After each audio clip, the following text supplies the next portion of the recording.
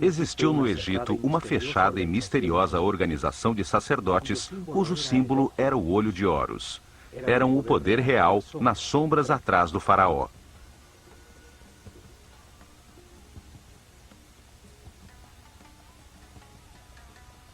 Foram os herdeiros de sacerdotes sobreviventes do ciclo anterior da humanidade que viram no dilúvio uma oportunidade para orientar a humanidade em direção a um destino mais alto e estruturar uma sociedade dedicada ao aperfeiçoamento espiritual.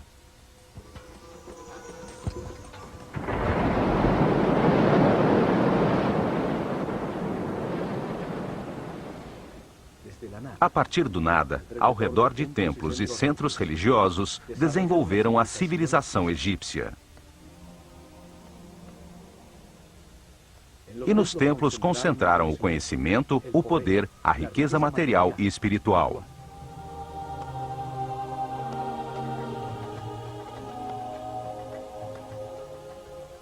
Cada templo revelava um tema diferente.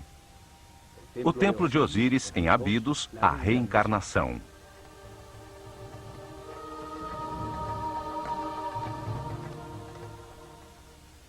O templo de Kom-Ombo, a dualidade.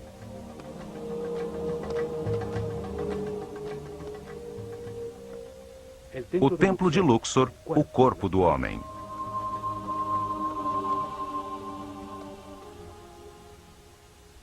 O templo de Hathor, em Denderah, a gestação.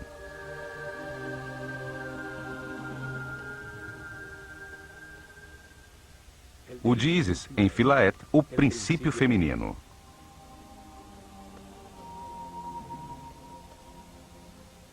Cada templo ampliava o conceito do processo evolutivo. O templo de Horus, em Edfu, revelava a existência da iluminação.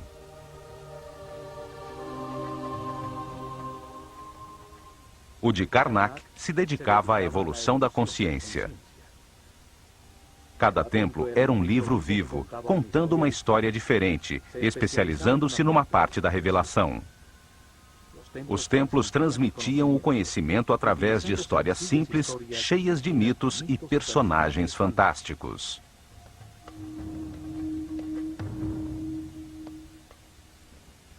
Revelavam informações utilizando uma história fantástica, uma parábola com ensinamentos, um mito cheio de personagens simbólicos que explicavam a vida como parte de um processo de aperfeiçoamento. Cada personagem representava uma força que moldava o caráter, que levava a agir de uma maneira específica, produzindo como resultado uma ação vital que aperfeiçoava.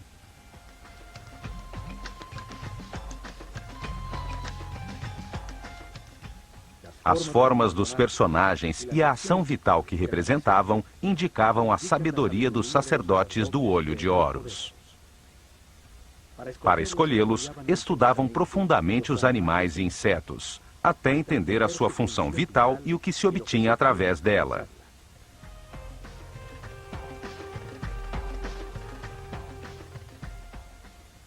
Depois, escolhiam um animal que melhor representasse uma ação vital e o combinavam com um homem, num símbolo gráfico muito simples. Assim faziam com que a mente transferisse e evocasse as suas qualidades e características.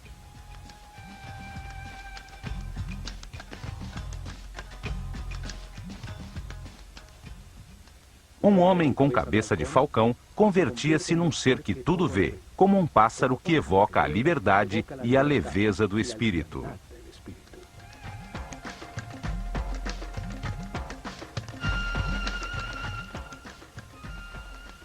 Um homem com cabeça de chacal tinha qualidades de guia. Outro com um sol sobre a cabeça indicava a sabedoria que irradiava, o alto nível de evolução da sua consciência.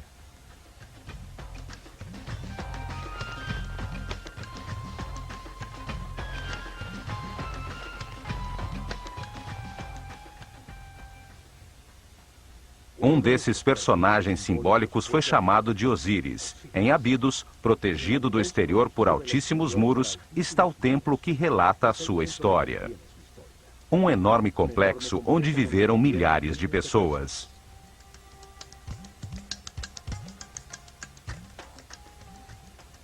Neste programa, veremos o que este templo revelava.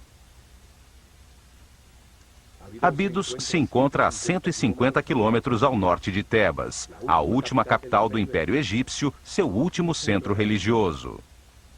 Por volta do ano 1300 a.C., Sete I e seu filho Ramsés II construíram um templo dedicado a revelar a existência da reencarnação. O templo era formado por 2 pátios fechados,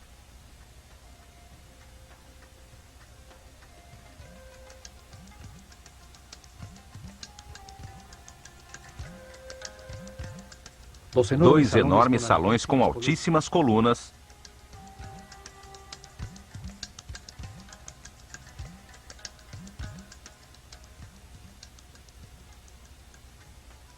sete santuários e uma série de câmaras e áreas de serviço.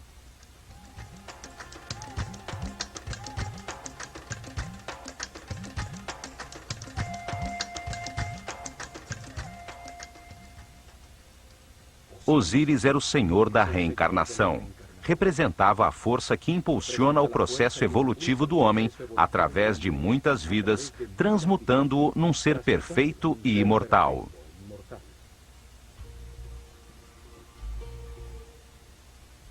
Neste templo, os sacerdotes do Olho de Horus revelaram que a reencarnação é um processo evolutivo criado por Deus para permitir que o homem compreenda a evolução do universo.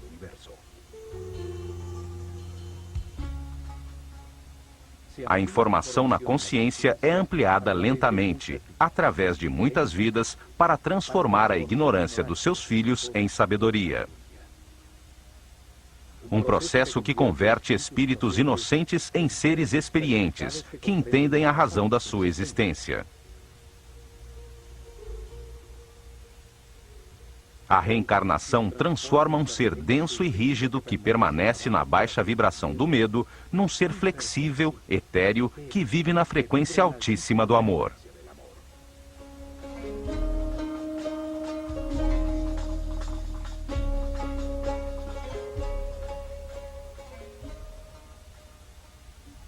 Aos poucos, a sucessão de vidas transforma um homem animal num ser sábio e respeitoso, capaz de manipular imensos poderes com responsabilidade. Um super-homem. O processo de aperfeiçoamento se realiza na Escola Universal dos Contrastes, uma realidade de opostos, polarizada e dual, de luz e escuridão, de matéria e espírito, de sofrimento e felicidade. O contraste permite comparar as partes antagônicas. As situações opostas permitem diferenciar e compreender qual é a verdade que leva ao aperfeiçoamento espiritual, à paz e à harmonia. Esta porta só se abria 4 vezes por ano. 4 dias significativos que uma sociedade orientada e regida pelos astros demonstrava através de sua arquitetura seu conhecimento dos movimentos do Sol. Esses dias de equinócios e solstícios definiam os ciclos climáticos da Terra. As 4 esquinas do Sol marcavam as mudanças de estação, a enchente do Nilo, o tempo do plantio e da colheita. O primeiro raio de sol entrava pela porta do templo, iluminando o interior do santuário de Amon-Ra, a Barca de Ouro.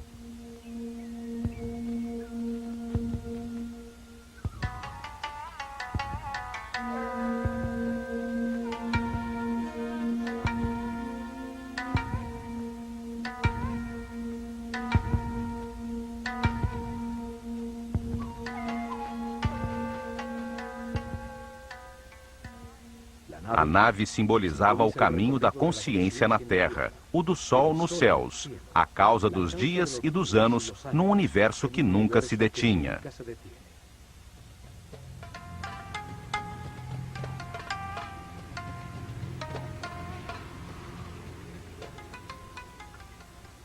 O povo só podia entrar até esses pátios para participar das cerimônias que se realizavam ao entardecer e ao amanhecer de solstícios e equinócios, como em todos os templos do Egito. Este primeiro salão continha informação sobre o tempo e o espaço, os ciclos zodiacais que produzem ritmos, tempos difíceis e fáceis, a alternância necessária no universo de contrastes.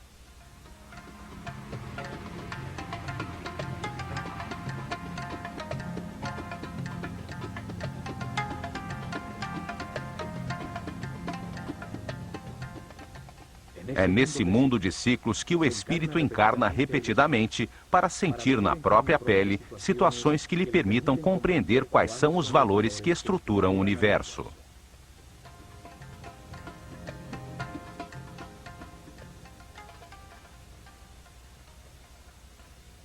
Em cada vida, adota uma nova personalidade, com outra família, em outro lugar e tempo, para experimentar situações definidas por um novo destino.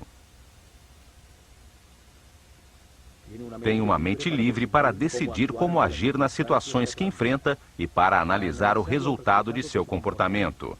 É assim que evolui, ao tomar milhões de decisões e avaliar os seus resultados.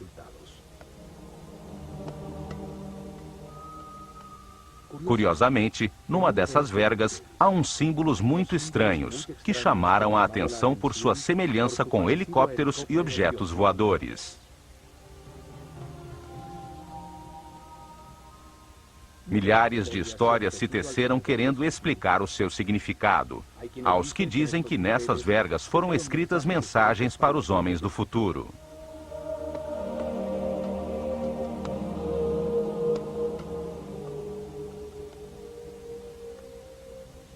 E no momento em que estes símbolos forem entendidos pelos visitantes do templo, chegará a nova era de Aquário e a humanidade viverá o fim de um ciclo e uma mudança transcendental. 36 colunas sustentam o alto teto do salão seguinte, dedicado à ordem universal, ante as 7 capelas que arrematam o templo.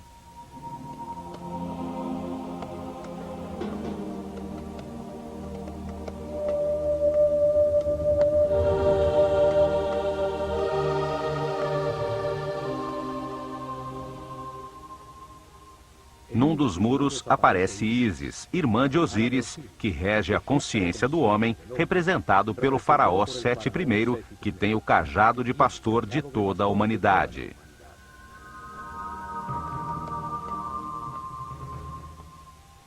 Dá o sopro de vida, o instante divino em que o espírito encarna num corpo, para encontrar verdades sobre o universo, ao compreender os resultados de suas decisões na vida. Em cada vida se tem um novo corpo que obedece às decisões da mente e envia permanentemente informação do mundo exterior através dos sentidos e terminações nervosas. Vida após vida, o homem experimenta uma série de circunstâncias ao se relacionar com outros seres. Os acontecimentos difíceis são a lição que veio aprender, o destino que lhe corresponde.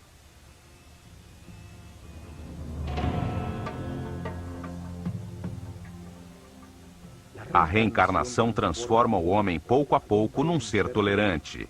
Alguém que aprende a respeitar os outros, a não querer mudar ninguém, a ser flexível, pois compreende que todos têm a sua missão. Evolui e entende que experimenta aquilo que tem que aprender, que tem o que precisa, que tudo o que acontece é perfeito, que os contrastes existem para a compreensão do universo e, assim, desenvolvem uma grande confiança em Deus.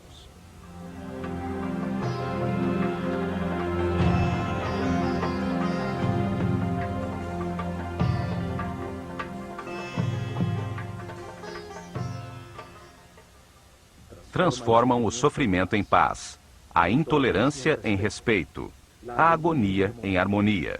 Encontra a felicidade. Assim, eleva sua energia vital, alcança sentidos e poderes e torna-se um ser invulnerável.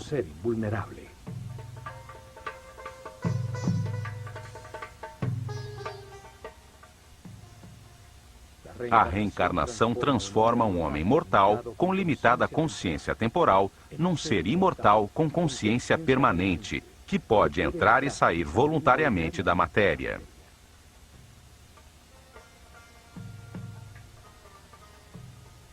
O homem tem mais que uma vida. A morte é apenas uma porta para mudar as circunstâncias e receber outro destino. Cada vida é uma lição diferente, uma parte do processo de aperfeiçoamento para chegar cedo ou tarde, através do respeito e da paz interior, à imortalidade.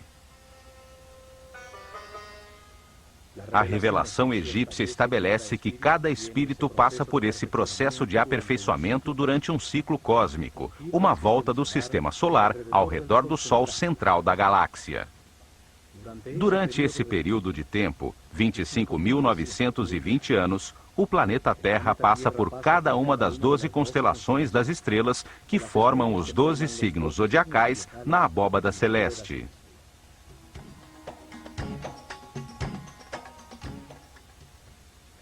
Isso acontece para que o espírito receba as diferentes energias e forças das estrelas durante 12 eras de 2.160 anos, 12 ciclos que produzem diferentes processos e estados.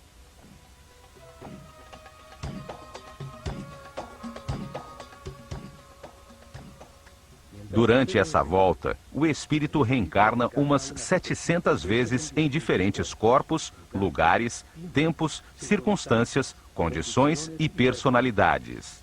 Durante essas vidas, ascende do primeiro ao 7º nível de consciência.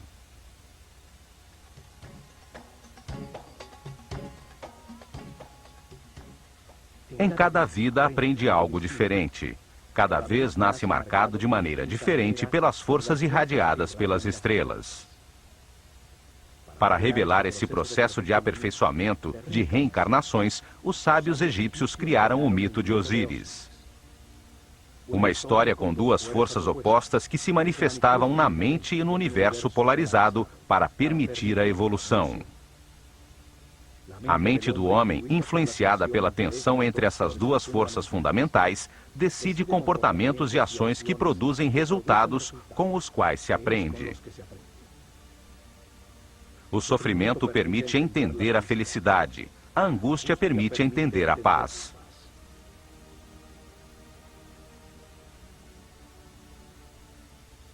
O mito tinha 4 personagens fantásticos. 4 irmãos que se juntaram de maneira natural e, ao fazê-lo, representaram duas forças opostas, a luz e a escuridão.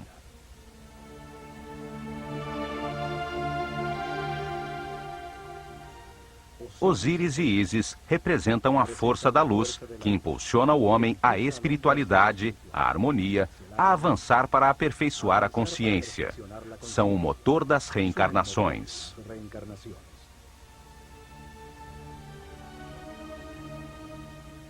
Set e Neftis simbolizam a força da escuridão, que impulsiona o homem à materialidade, aos prazeres sensoriais, à densidade da inconsciência e à imobilidade da ignorância.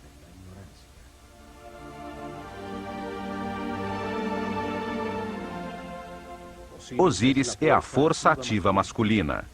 A vontade baseada nas certezas adquiridas, na informação verificada para impulsionar ações que produzam harmonia, paz e felicidade. A forma simbólica de Osíris é a de um homem envolto em faixas, um espírito envolto pelo corpo. Tem uma coroa branca, a consciência em formação sobre a sua mente, com 2 plumas laterais, as 2 forças polares do universo, a dualidade contraditória que lhe permite comparar para compreender a verdade.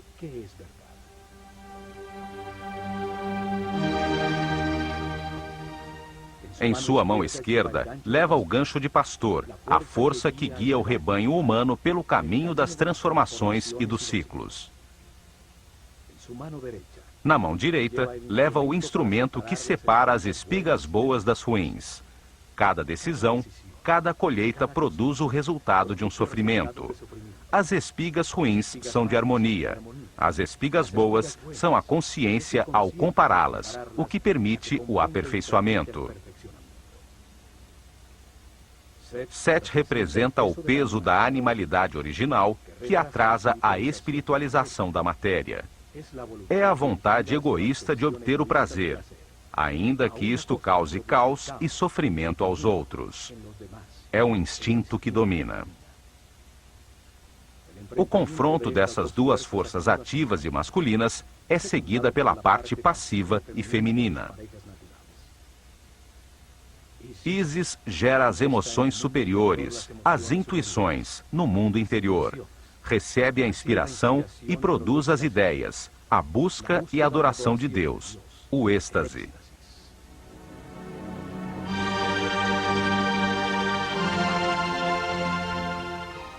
Néftis recebe as sensações e os desejos gerados pelo corpo. Gera a análise elementar perceptiva do mundo exterior através dos sentidos.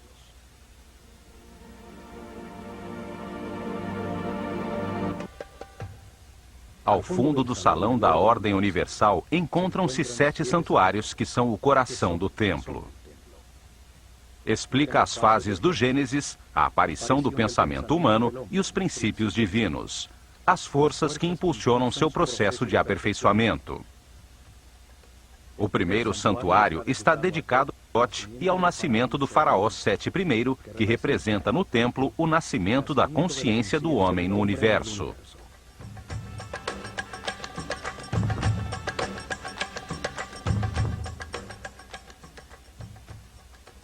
A primeira é a cena simbólica. O sumo sacerdote da escola de Horus, coberto com a pele de um jaguar, a força da animalidade original abandonada, ajuda no nascimento do faraó Sete I. Nasce a consciência que pode participar da evolução do universo.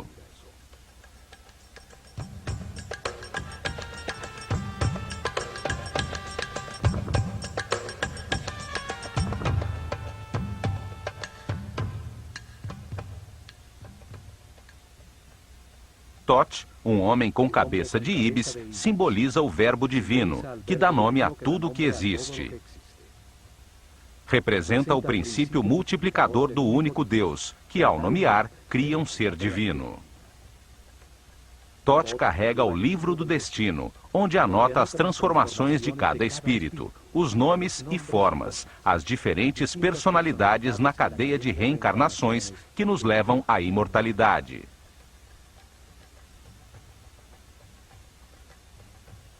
Cada espírito recebe um corpo, um nome.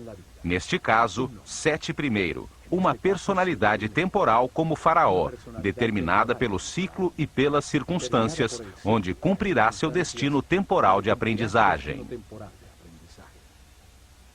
Thoth escreve em seu livro o nome dentro de um laço, chamado cartucho egípcio. Cada laço tem um nó na sua base e representa uma das vidas temporais do Espírito Eterno. O nome é a vibração da palavra divina que dá forma ao corpo e define a personalidade temporal do espírito encarnado. Em cada vida tem-se um nome diferente. É uma lição de cada vez. O destino define as circunstâncias que são necessárias viver para que se aprenda. Thoth é o escrivão dos céus. Arquiva a lição que o espírito encarnado deve aprender no livro do destino e, no momento da sua morte, escreve os sucessos obtidos. Ele é o ser responsável pela palavra, é o inventor da linguagem, da escrita e do intelecto que retém, compara e analisa. Ao lado de Thoth está Seshat, com a sua coroa de 7 pétalas. 7 é o número do processo. 7 são os níveis da mente do homem. Ela escreve na matéria o nome do faraó, dando lugar a seu atual ciclo temporal.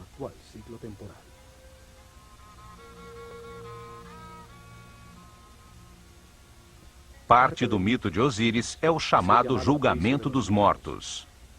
Acontece quando o espírito do morto chega ao Doat, uma dimensão além da física, para encontrar-se com as forças que impulsionaram a sua mente no universo de contradições que é a vida sobre a Terra.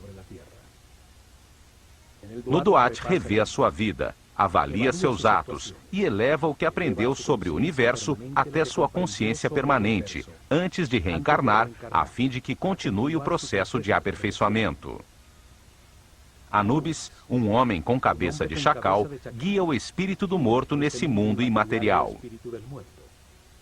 O chacal simboliza a força guia. Os egípcios perdidos no deserto reencontravam a civilização seguindo as suas pegadas.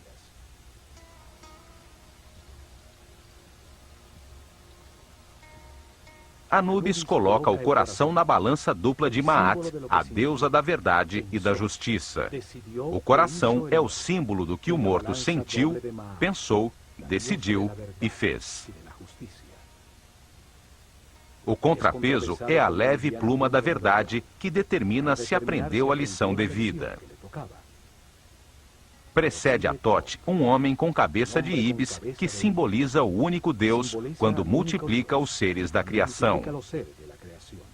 Ele pesa o resultado de cada decisão, avalia o seu comportamento em cada circunstância difícil do seu destino, a lição essencial nesta encarnação. Ele escreve o livro do destino, os registros akáshicos, as transformações de cada espírito em seu processo de evolução, o nome que usou, a forma que adotou, o lugar onde nasceu, as circunstâncias que experimentou e os resultados obtidos. Uma estranha figura, composta de partes de vários animais, observa. Representa as formas encarnadas pelo espírito, as diferentes formas de animalidade original. É a força animal que impulsiona o espírito em direção à matéria, a paixão, o desejo, as sensações do corpo. É a força de Sete, o lado escuro de todo ser humano, o que atrasa o seu processo de evolução.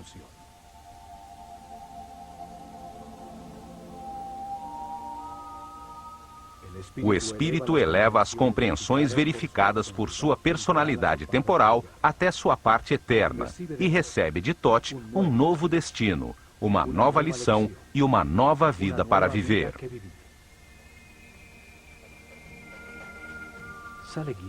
Sai guiado por Horus, a luz de sua própria consciência, a que o espera no momento de sua liberação definitiva, quando terminam seus ciclos de reencarnação, porque já aprendeu tudo. Indica-lhe que entre no santuário de seu novo corpo, onde estão as outras forças que impulsionam a sua consciência. Ali, presidindo, se encontra Osíris, força que impulsiona o processo em direção à espiritualização e ao abandono das paixões animais.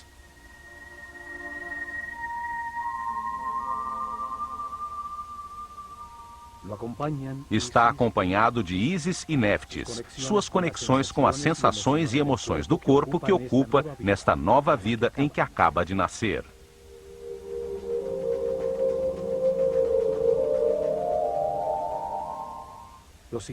Os 3 santuários seguintes estão dedicados ao único Deus adorado pelos egípcios, aquele que está em todos os lugares. Contudo, eles o viam em 3 fases diferentes, 3 momentos diferentes de um só Deus. O Egito é um país de um só Deus, e sempre foi assim. Só que para eles, esse único Deus, essa única e total consciência, se manifesta no universo em 3 diferentes momentos do Gênesis. Os sacerdotes utilizaram 3 nomes diferentes para essas 3 fases da criação, para comunicar fácil e gradualmente como compreendiam Deus. Na primeira fase da criação, antes da manifestação do universo, existia apenas um Deus absoluto, a unidade inicial, a quem chamaram de Aton-Ra.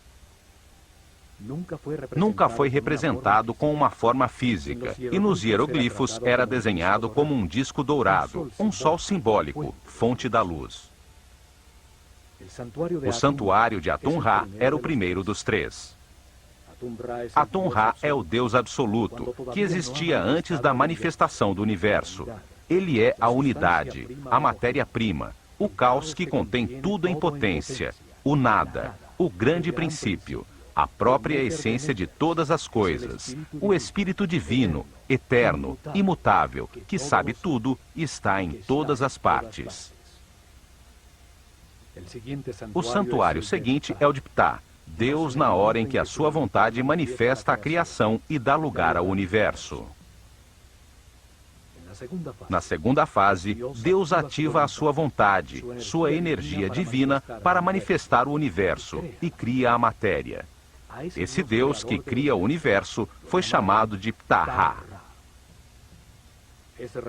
Nos escritos sagrados está representado por um homem envolto em faixas, que segura um bastão composto de 3 símbolos.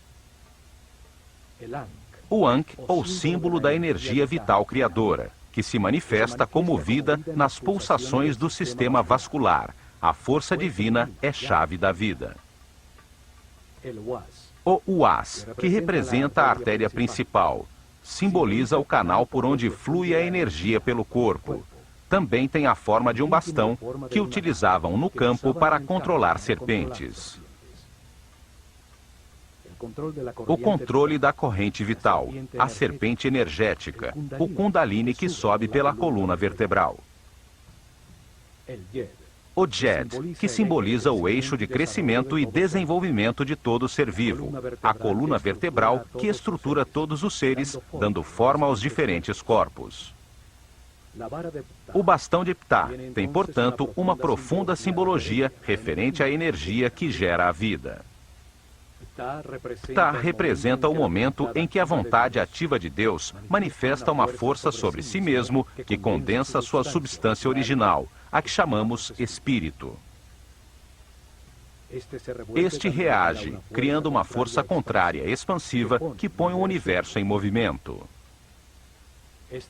Essas 2 forças contrárias polares produzem momentos de equilíbrio que criam o cosmos, os planetas, a natureza. Os cientistas atuais chamam esse momento de Big Bang. A força que condensa é chamada de força centrípeta. A reação expansiva chamam de força centrífuga.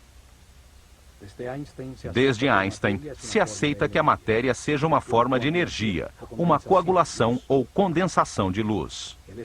O espírito é considerado a substância original, que por sua própria natureza imprime sobre si mesma uma força que a comprime num volume, na matéria, que é luz com densidade. Ao fazê-lo, gera automaticamente uma força contrária, que tenta soltar-se da forma em que está comprimida, conseguindo como resultado o movimento e o tempo. A terceira e última fase da criação é quando Deus cria o homem à sua imagem e semelhança, com a mesma capacidade de criação e de consciência. O chamaram de Amon-Ra. O principal símbolo de Amon-Ra é sua enorme coroa, que simboliza a consciência que toma forma no mundo dual. Por isso, está dividida em 2 ramos que saem da unidade. Cada ramo tem 7 folhas, 7 níveis por onde passa a consciência, desde o momento em que encarna pela primeira vez no corpo de um homem, até o momento em que se ilumina, livrando-se das limitações materiais. Quando a classe dos sacerdotes desapareceu, o sentido desse símbolo se perdeu. Isso fez com que se acreditasse que praticavam a idolatria, num sistema religioso com muitos deuses. No entanto, o Antigo Egito sempre acreditou em um único Deus. Basta entender o sentido de cada símbolo para revelar a sua aparente e complicada teologia e descobrir que é tão simples quanto a sua geografia.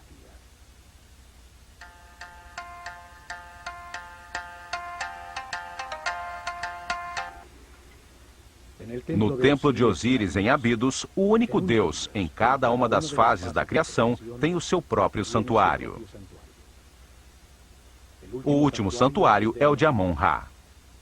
Representa o momento em que no universo existente, Deus cria o homem à sua imagem e semelhança, com o propósito de conscientizá-lo sobre a própria vida. Esta é a capela central do templo, dando importância central ao aparecimento da consciência no universo.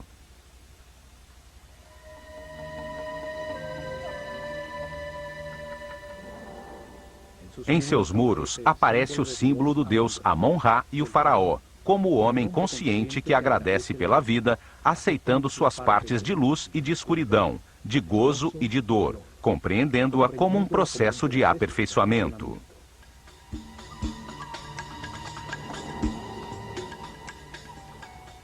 Amon-Ra também simboliza de maneira fálica a multiplicação da consciência, com um falo à altura do umbigo, o lugar de onde cresce o homem. Usa sempre alguns dos símbolos sagrados, a chave da vida ou o canal da energia. O universo e sua essência, o homem, evolui até a consciência absoluta. O destino divino do homem é chegar ao passo seguinte da evolução, um ser espiritual e supramental. O faraó envolve Amon-Ra com uma capa transparente, representando o dar forma a Deus na mente do homem, para que compreenda a razão da existência. Aponta com seu dedo para o terceiro olho, ponto reconhecido em muitas religiões e cultos como a porta além do físico. Amon-Ra recebe uma taça em forma de coração que contém o amor e a sabedoria armazenada pela evolução de todos os homens. As três capelas seguintes estão dedicadas da seguinte maneira: a primeira a Osíris, a segunda a Ísis e a terceira ao filho de ambos, Horus. Na criação polar que se manifesta como luz e escuridão, Osíris e Ísis representam a luz, o avanço da consciência através dos ciclos de vida, morte e renovação.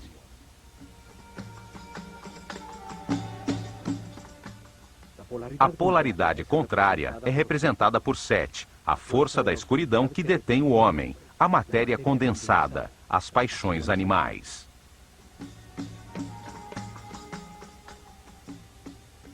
Horus nasce quando a luz triunfa sobre a escuridão. É o filho de Osíris e Ísis. Representa o momento em que cada ser espiritualiza a sua matéria, deixando para trás a sua animalidade original, transformando-se num ser sem limitações, consciente de todas as vidas que viveu. Osíris aparece nos muros de seu santuário com diferentes chapéus simbólicos na cabeça. Momentos distintos do processo de aperfeiçoamento, diferentes etapas e estados adquiridos. O processo de evolução acontece simultaneamente de duas maneiras. Um processo visível e exterior de evolução física, onde uma forma cada vez mais sofisticada de corpo é mantida e transmitida continuamente através da hereditariedade. E um segundo processo invisível de evolução do espírito através da reencarnação, em direção a graus cada vez maiores de consciência, até chegar o momento do nascimento de Horus no interior de cada homem. Num processo de autotransformação, se abandona a animalidade original, o peso morto da subconsciência corporal e a luz da consciência ilumina tudo. No santuário de Ísis, se explicava aos iniciados a existência de um princípio feminino, capaz de gerar luz. Seu nome significa trono.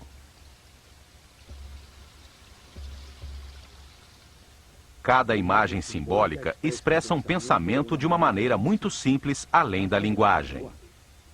Na filosofia esotérica se diz que cada símbolo tem 7 chaves. Ísis é simbolizada por uma mulher com um abutre na cabeça, sobre o qual se apoiam 2 chifres de vaca que sustentam um disco dourado. Osíris e Ísis representam 2 forças gêmeas, orientadas à espiritualização da matéria, à evolução da consciência. No mito, converteram-se em irmãos ou em marido e mulher.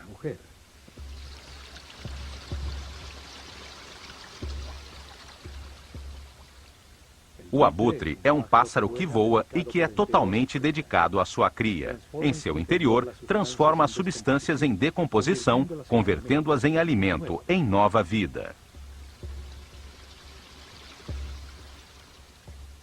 A vaca representa o princípio nutritivo. Seus chifres têm a forma da lua, a mãe dos ciclos. Sustentam o disco dourado, a luz do sol, fonte da vida, a luz da consciência.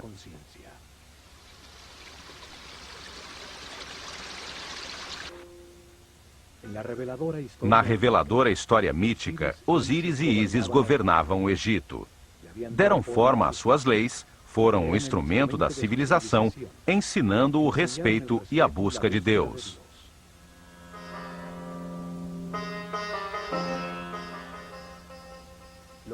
Depois disso, Osíris prosseguiu sua busca em outras dimensões, a outras verdades e outros conhecimentos, deixando o reino, símbolo da mente, nas mãos de Ísis, sua esposa e irmã.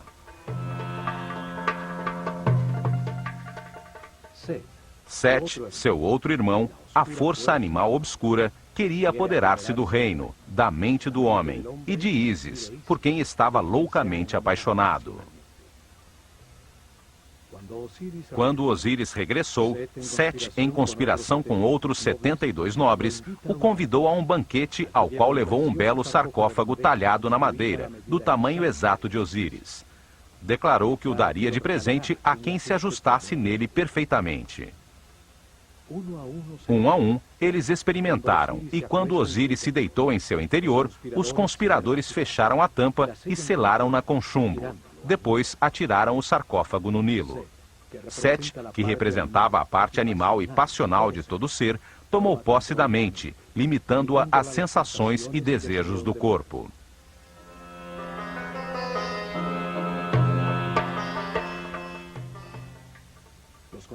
Os conspiradores simbolizam as reencarnações que a consciência presa no sarcófago do corpo tem que viver durante um ano cósmico, para transformar a matéria em espírito.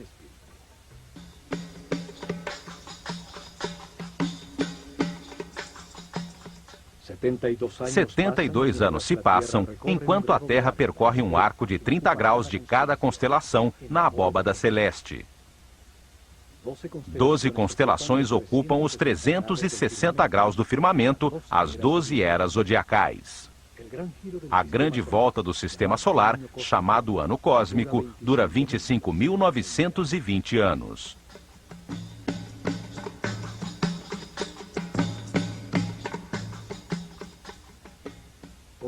Segundo o mito, o sarcófago com Osíris chegou às costas do Líbano, onde, preso a uns galhos de tamarga, converteu-se numa bela árvore que o contém em seu interior.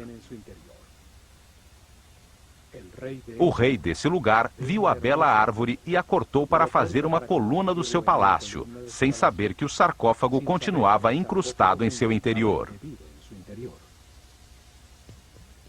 Depois de muitas aventuras, Ísis resgatou o sarcófago e o trouxe de volta ao Egito. Quando Sete descobriu, cortou o corpo de Osíris em 14 pedaços e espalhou-os por todo o país. Entretanto, Ísis percorreu o Egito e encontrou uma a uma 13 das partes, todas menos o falo de Osíris, que, segundo a lenda, foi devorado pelos peixes do rio.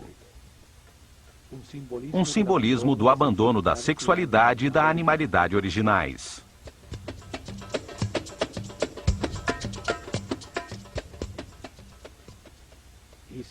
Ísis, ajudada por Thoth, conseguiu unir os pedaços do corpo de Osíris e teve uma comunhão espiritual com seu marido. Ela ficou impregnada de sua essência e engravidou de Horus.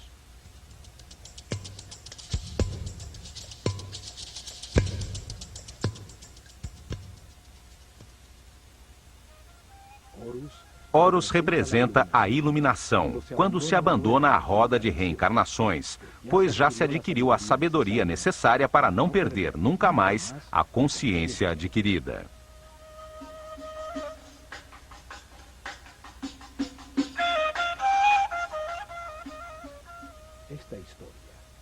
Esta história simboliza a evolução, o processo do espírito do homem, desde a primeira vez que encarna num corpo, até que depois de muitas vidas, através das emoções superiores, da inspiração e da intuição, alcança a iluminação e a sabedoria para sempre.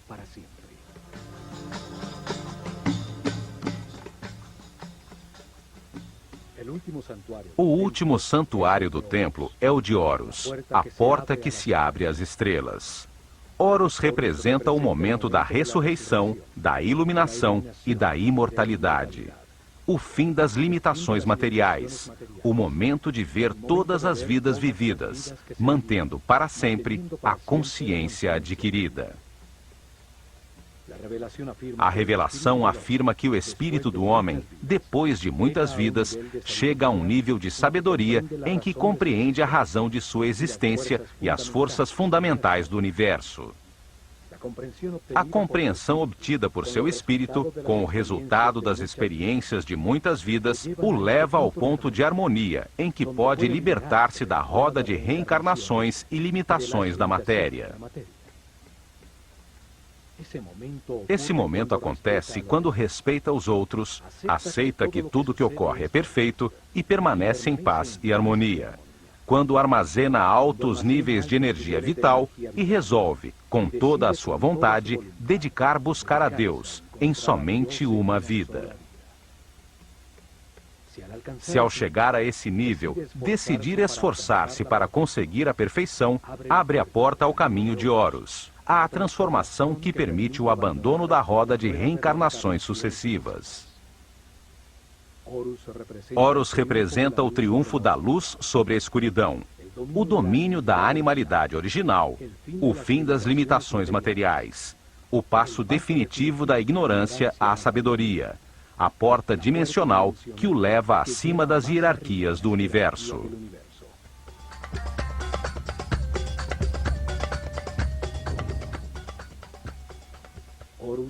Horus é simbolizado por um falcão dourado que tudo vê, que voa livre como um espírito, por cima das circunstâncias materiais. Todos avançamos e reencarnamos, impulsionados pela força de Osíris, e levamos dentro de nós a semente de Horus, a passagem à imortalidade e à consciência permanente. Só poderemos chegar lá aprendendo a ser flexíveis, a valorizar o que temos, a aceitar as circunstâncias e as pessoas que nos rodeiam e a agradecer pela oportunidade de estar vivos, para tomar consciência de que